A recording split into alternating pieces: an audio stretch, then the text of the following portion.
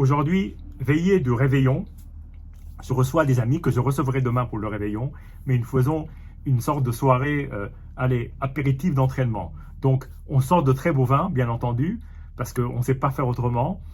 Mais demain, on sortira encore des vins encore peut-être plus prometteurs, au moins au niveau des étiquettes. Comme vous le savez, on ne sait jamais ce qui nous attend. Parfois, un vin qu'on n'attend pas va être meilleur qu'un vin sur lequel on avait fondé des tas d'espérances. Malheureusement, la route du vin est remplie de grandes surprises, heureusement, et parfois de déceptions. Mais ce soir, je ne sais pas, parce que ce soir, en fait, je vais goûter pour la deuxième fois un vin de Jean-Baptiste Saint-Martin. Jean-Baptiste Saint-Martin est le propriétaire du domaine La Gibe, mais là, je vais goûter une cuvée de négoce, comme on dit, c'est-à-dire que les raisins ne lui appartiennent pas. C'est lui qui vinifie, évidemment, de la même façon qu'il vinifie les vins du domaine, dont une cuvée que j'avais goûtée dans un restaurant à Paris qui s'appelle Cersec, la cuvée, et c'est une cuvée absolument magnifique. On est en plein dans le Béarn. Et ensuite, je goûterai. Alors certains se demandent parfois d'où viennent mes bouteilles.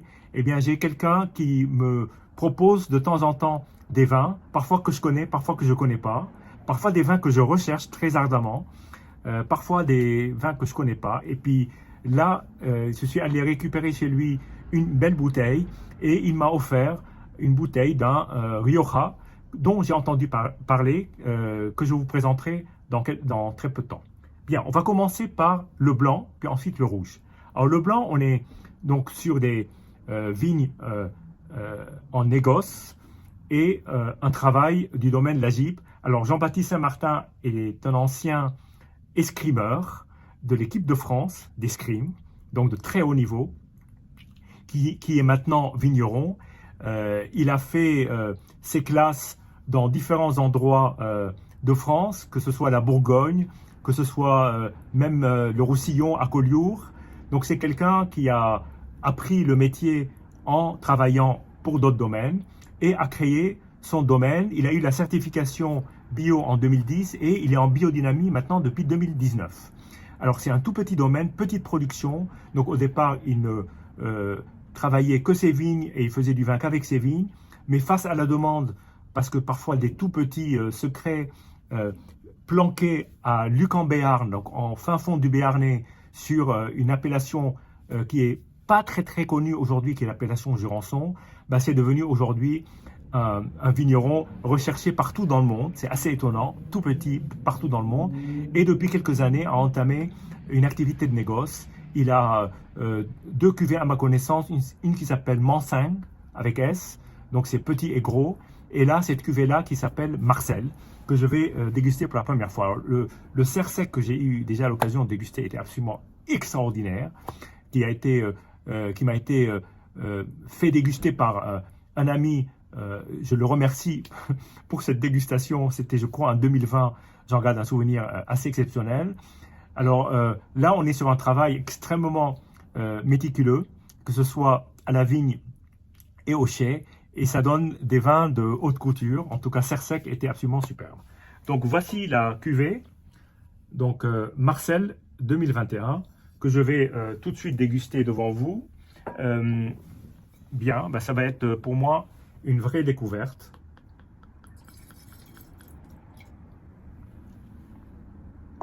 Alors, la couleur est ce que j'avais constaté dans le Cersec, des couleurs très dorées, très dorées. Je me demande s'il n'y a pas un peu de macération avec les peaux. Sans être un vin orange, je pense qu'il doit avoir un peu de macération parce qu'on a quand même une très belle couleur. Bien, maintenant on va attaquer le vin.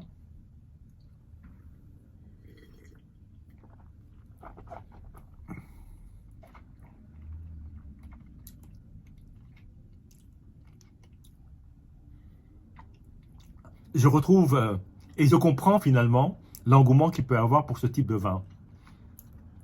D'abord, attaque extrêmement fraîche, extrêmement fruitée et presque douce, presque sucrée. Et tout de suite, juste après, on a cette acidité citrique, agrume qui ressort en bouche. Alors vous allez me dire, je n'ai pas senti les arômes, mais je préfère en fait d'abord goûter pour ne pas être influencé. Parce que si par exemple je ressens du coco ou de la pamplemousse, je vais essayer automatiquement de rechercher le pamplemousse ou le coco dans le vin, alors que des fois, le nez et la bouche sont très distants. Là, en l'occurrence, le nez est quand même très différent. Le nez est plus herbacé, légèrement mentholé,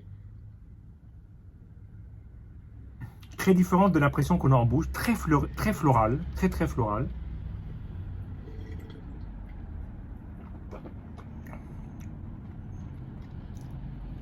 En fait, on a l'impression de croquer dans presque une tarte au citron, très légèrement crémeuse.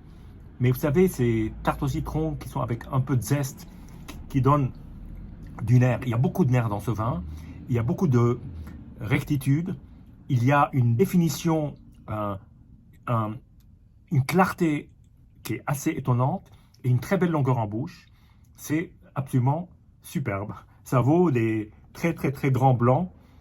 J'avoue que je suis impressionné. Bon, sans plus tarder, je passe au rouge. Et là, donc, pour vous le présenter, alors c'est une vieille maison qui date de la fin du 19e siècle, qui a été fondée par Federico Paternina, et dans le Rioja, qui dans les années 20-30 a commencé à se moderniser. Tout est relatif pour l'époque, mais avec un vrai chai et avec de la mise en bouteille à Haro. Haro étant le centre névralgique de la Rioja, là où on trouve pratiquement les plus grandes maisons. Et là, on est sur une grande réserve. Tout dépend des années, c'est-à-dire que certaines années sont des réserves, d'autres sont de grandes réserves. 1964 étant l'un, peut-être, le plus grand millésime du XXe siècle, en tout cas un des plus grands. On est donc sur une grande réserva, et donc cette connaissance m'a offert cette bouteille pour que je la déguste, et j'en profite pour la partager avec vous. D'ailleurs, s'il me regarde, je tiens à le remercier pour ce cadeau que j'apprécie beaucoup et que nous allons déguster. Alors, j'ai eu du mal à extraire le bouchon qui s'est cassé en cours de route, donc j'ai un bout dehors, un bout dedans, mais peu importe, j'ai filtré le vin, je l'ai tout aussi tôt carafé dans une carafe, et j'ai remis le bouchon pour qu'il n'y ait pas trop d'oxygénation, parce que je ne sais pas si ce vin peut tenir l'oxygénation pendant longtemps, je n'en ai jamais dégusté. Il y en a d'autres, je les laisse ouverts, d'autres que je referme aussitôt parce qu'ils sont plus fragiles. Je ne sais pas. Moi, je pense que c'est un vin quand même assez solide. Et puis, bon, je ne l'ai pas dégusté, je ne l'ai pas touché, donc je vais l'attaquer aussitôt et vous dire ce que j'en pense. Voilà, en direct. Alors, je vais d'abord le verser pour constater qu'il a une très belle couleur, magnifique, une couleur comme j'aime, en fait. Ce sont des couleurs de vin en étant évoluées vers du caramel, ont un fond rubis assez clair, qui rappelle d'ailleurs la couleur d'un Barolo, d'un Nebbiolo. Là, on est sur un Tempranillo à peut-être 80%, il doit avoir du Grenache peut-être, je ne sais pas en 64 comment ils faisaient leurs assemblages, peut-être du Grenache, peut-être du Carignan, qui sont les autres cépages locaux, Garnacha, eh bien, écoutez, je vais attaquer maintenant, je ne peux plus attendre. Le nez est superbe, le nez part sur la violette, sur le cassis, et légèrement vanillé. C'est surtout violette cassis, j'aurais dit un pomerol, comme ça. On est là quand même beaucoup sous l'influence, dans les années 60, des grands vins de Bordeaux. Donc il y a une recherche, pas avec les mêmes cépages, même s'il peut y avoir parfois un peu de Cabernet Sauvignon, mais très minoritaire. Mais on a surtout le Tempranillo, qui est le cépage roi, avec Grenache, parfois du Carignan, parfois un peu de Viura blanc, très faible quantité, comme on peut trouver du Viognier dans de la côte rôtie.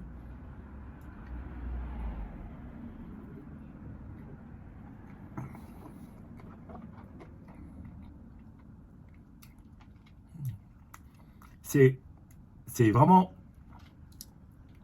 excellent. C'est excellent. C'est à la fois gourmand, c'est fin, c'est très fin. On ne sent pas du tout d'alcool. On oublie même qu'on boit une boisson alcoolisée. qui est peut-être à 12,5, 13.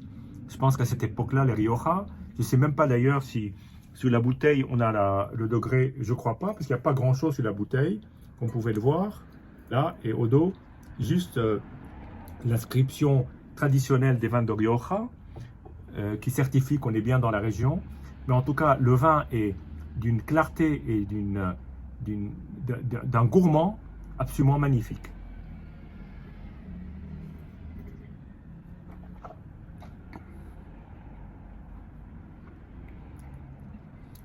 C'est un vin qui me rappelle à la fois un Bourgogne et un Bordeaux. Alors, le Bordeaux, par le côté où on sent quand même un élevage assez discret, mais surtout une structure un peu tanin quand même. Le côté fruité qui va vers le tabac, la torréfaction, et puis de l'autre côté, ce côté, presque comme j'ai dit tout à l'heure, au nez, la violette, pas trop en bouche, mais au nez, et de l'autre côté, cette finesse, ce côté très floral, même en bouche, qui rappelle certains beaux Bourgognes. Donc, si je veux juste vous donner des références pour que vous vous situiez avec moi, mais c'est comme ça que je le ressens. Et puis, il y a ce toucher en bouche qui est qui est tellement ductile, tellement à la fois chaleureux et sans aucune pesanteur, presque un vin en apesanteur. Et ça embaume le palais et c'est un réel plaisir. Donc, une très très grande surprise que je mets à côté de ce Marcel de la Gib, enfin plutôt de Jean-Baptiste Saint-Martin.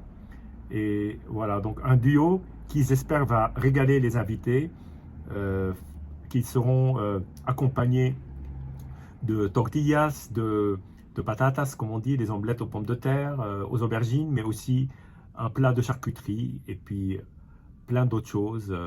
Voilà, donc je vous dis santé et à très bientôt.